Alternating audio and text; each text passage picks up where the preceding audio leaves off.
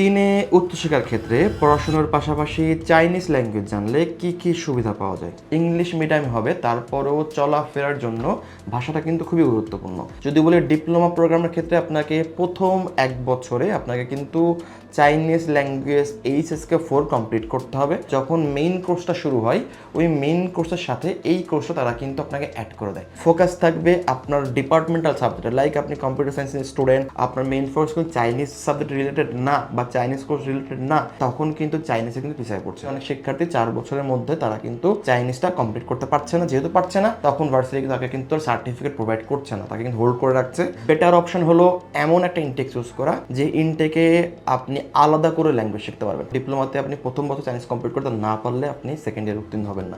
আপনি যদি Chinese subject খারাপ করেন তাহলেও কিন্তু একটা স্কলারশিপ কিন্তু ইফেক্ট ফেলবে। লাইক আপনি রিকোয়ারমেন্ট ফিল আপ করতে না পারলে আপনার স্কলারশিপ কিন্তু ক্যান্সেল হওয়ার কিন্তু সুযোগ অবশ্যই আছে। শিক্ষার্থীরা সেপ্টেম্বর ইনটেক যদি চাইনিজ যায়, তাদের চাইনিজ শিখতে লাগতো 2.5 থেকে 3 বছর, এবং আপনার জন্য লাগবে সর্বোচ্চ সেটা 1 থেকে 1.5 বছর, বিকজ আপনি অলরেডি চায়নাতে গেছেন আর্লিয়ার এবং আপনি মার্সিন থেকে গেছেন। মার্সিন থেকে আপনি এক্সট্রা একটা কোর্স নিয়ে ল্যাঙ্গুয়েজটা কমপ্লিট করতে পারছেন। এবং যেহেতু চায়নাতে ল্যাঙ্গুয়েজ মানে অপরচুনিটি, সেহেতু শিক্ষার্থীগুলো কিন্তু অপরচুনিটি পাচ্ছে বিভিন্ন দিকে নিজেকে ইনভলভ করে।